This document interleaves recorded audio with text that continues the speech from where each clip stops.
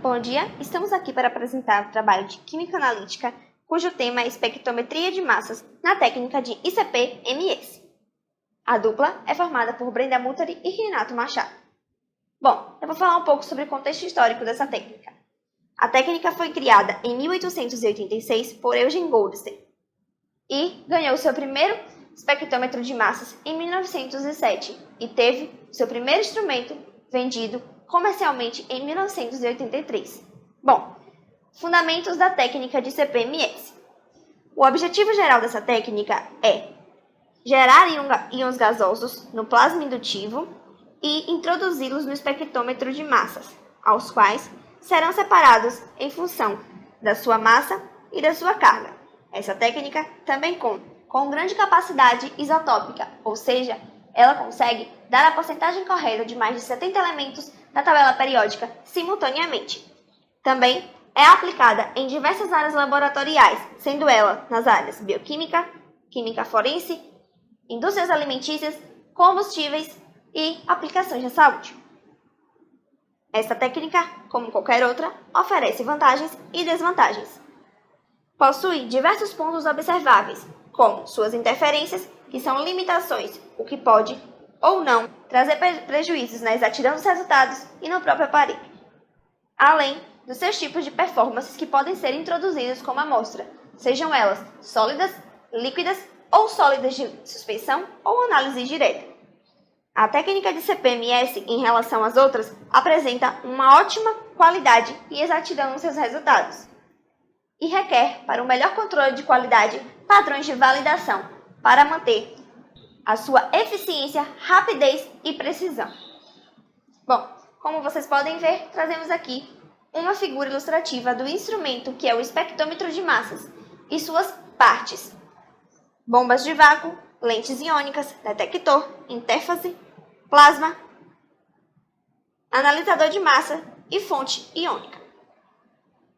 Falaremos mais um pouco a seguir de cada parte detalhadamente.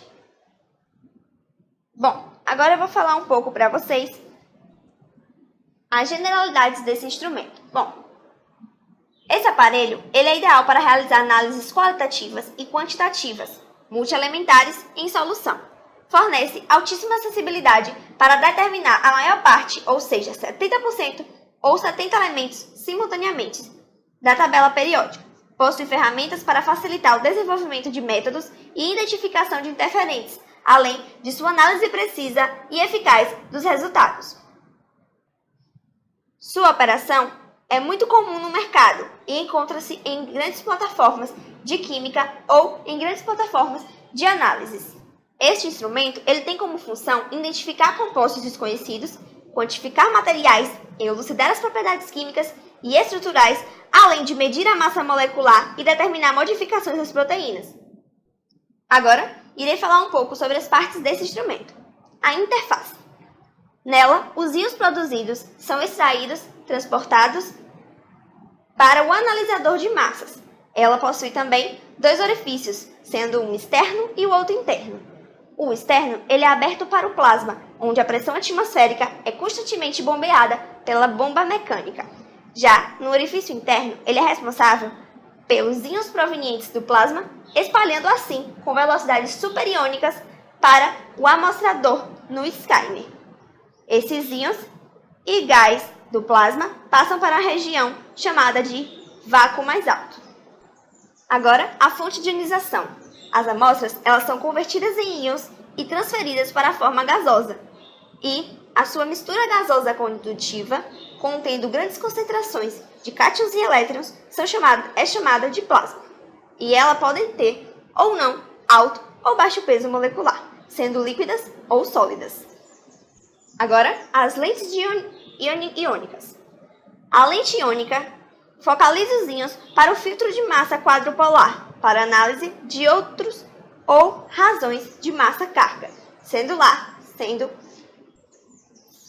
a fonte de focalização desses íons, para em seguida ser transportados para o analisador de massas. Analisador de massas é lá onde é produzido um espectro de massas para realizar a separação desses íons de acordo com suas massas atômicas diferentes. Podem ser ele o quadrupolo ou o octapolo. Bom, O quadrupolo, ele vai ser um filtro muito menor e mais robusto, ou seja, ele é menor e mais compacto. Também meio grosseiro em relação aos outros instrumentos do setor magnético. Ele é mais fácil de construir e muito mais barato, ou seja, seu custo-benefício é ótimo. Já o octapolo, ele vai ser um filtro mais tecnológico e sofisticado, com um custo muito mais elevado, porém permitindo um melhor desempenho de suas funções e maior exatidão e eficiência nos resultados. E por fim, o detector. Bom, é no detector que gera a corrente de sinal para os íons incidentes. Será explicado com mais exatidão nos próximos slides. Temos aí a figura ilustrativa mostrando o esquema da função do espectrômetro. Bom, resumindo, a amostra, ao ser introduzida, ela vai sofrer um processo de ionização, ou seja, vão ser gerados íons no plasma indutido. Em seguida, será feita a separação de acordo com massa e com carga, para, logo depois, sofrer a fragmentação e, com isso, ser produzidos os próprios íons já separados, para ser, em seguida, mandado para o detector, onde lá vai ser gerado uma corrente de sinal para os íons formados anteriormente. Bom, como a amostra será analisada? Temos aí o sistema de introdução de amostras, onde ela pode ser sólida, líquida ou gasosa. Em seguida, temos a ionização, onde será produzidos os íons gerados no plasma indutivo, para, em seguida, ser separado de acordo com a razão de massa ou carga e enviados para o detector, gerando assim a rede de sinal desses íons incidentes, para ser feita então a análise dos dados com precisão e eficiência. Temos agora os sistemas que podem ser divididos nesse instrumento, que é o sistema de alto vácuo. Ele é formado por uma série de bombas que vai ser responsável por permitir a conversão da maior parte dessas moléculas em íons de forma gasosa. Já no sistema de admissão de amostras, será usado quando necessário. Os líquidos eles vão poder ser introduzidos com a seringa hipodérmica com auxílio de dispositivo simples, e os materiais sólidos podem ser induzidos na câmara de fonte de íons por inserção direta. Para isto, o dispositivo contém uma ponta silíquica, que é responsável por depositar alguns microgramas de amostras, ou seja, facilitando a introdução dessa amostra na câmara de fonte de íons através de um selo de vácuo. Bom, na câmara de nebulização, vai ser feita uma seleção das gotas analiticamente úteis para serem convertidas em átomos e íons nebulizadores. Usamos, para isso, um fluxo gasoso em alta velocidade, criando assim aerosóis. Nesta imagem, eu trago a representação esquemática dos processos ocorrendo no plasma e vou explicar para vocês. Bom, a amostra, tanto sólida quanto líquida, será nebulizada, certo? A líquida será nebulizada e a sólida passará por um processo de laser, se tornando assim, da mesma forma que a líquida, um aerosol, em forma de spray. Em seguida, será separada por meio de dissolução e vaporização as partículas, para ser colocada no plasma as moléculas, os átomos e os íons. Esses processos levam o nome de dissolução, vaporização, atomização e ionização. Após ser formado o último dos processos, que é o íon, será introduzido a massa espectrômetra, ou seja, essa massa será formada e, enfim, poderá ser feita a análise dos dados coletados pelo instrumento. As amostras, elas podem ser as amostras líquidas, sólidas ou sólidas de suspensão ou de análise direta. Bom, sólida de suspensão é aquelas amostras que primeiro terão que passar pelo processo de laser, para assim virar um aerosol e ser introduzido no instrumento. Já a de análise direta, ela também passará por esse processo, porém não sendo tão necessária como as de suspensão, sendo também possível ser introduzida sem nenhum outro problema e lida corretamente pelo instrumento. Bom, as interferências. Temos as interferências espectrais, que dão-se pela espécies de mesma relação de carga ou de massa, onde o aparelho ele não consegue ler corretamente essas duas espécies simultaneamente, ao mesmo tempo. Temos agora as interferências isobáricas, que significa elementos monoatômicos e poliatômicos afetando assim a seletividade da amostra. E por fim, as interferências físicas, ou também chamadas de matriz. Caracterizam-se pela solução de amostras que vão alterar a resposta do analito, a viscosidade, a tensão superficial, o pH, teor de sólidos dissolvidos, entre outros.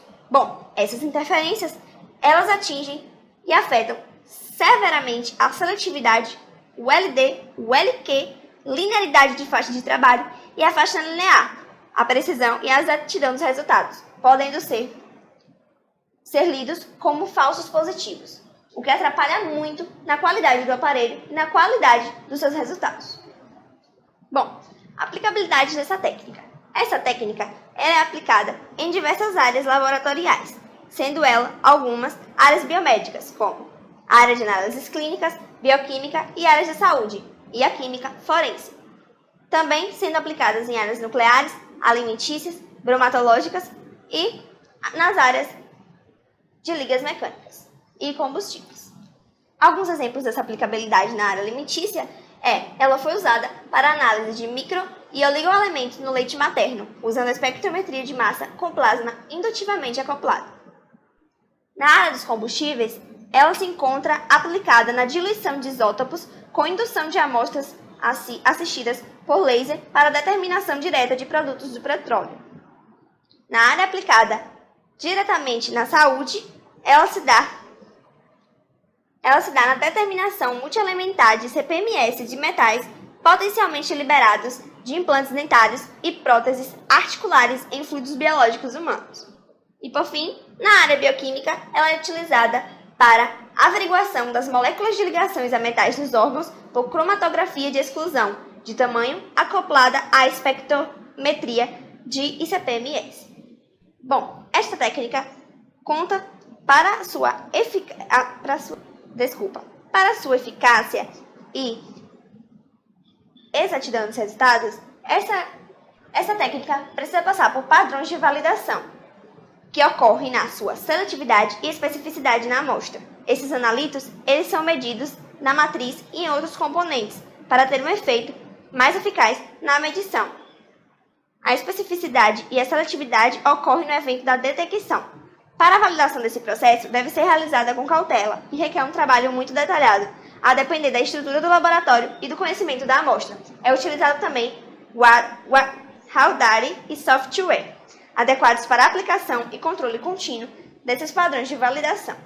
Essa técnica possui vantagens e desvantagens, sendo de cunho significativo para os profissionais, tanto pela questão financeira, que é o alto investimento no custo do aparelho, quanto pela exatidão e eficiência dos resultados. Sua principal vantagem é possibilitar a realização de uma análise sequencial rápida, isotópica e multielementar, e também possuindo uma alta acessibilidade, sendo possível realizar essa aplicabilidade em diversas áreas biomédicas e laboratoriais, sendo elas nucleares, análises químicas, meio ambiente, bioquímica e áreas da saúde, como a química forense.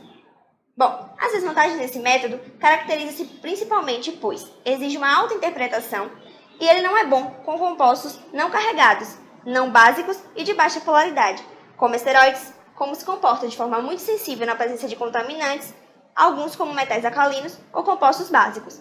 Essas desvantagens interferem diretamente na qualidade, eficácia e exatidão dos resultados. Bom, e é só, pessoal. Espero que tenham gostado e entendido os fundamentos da técnica de ICP-MS.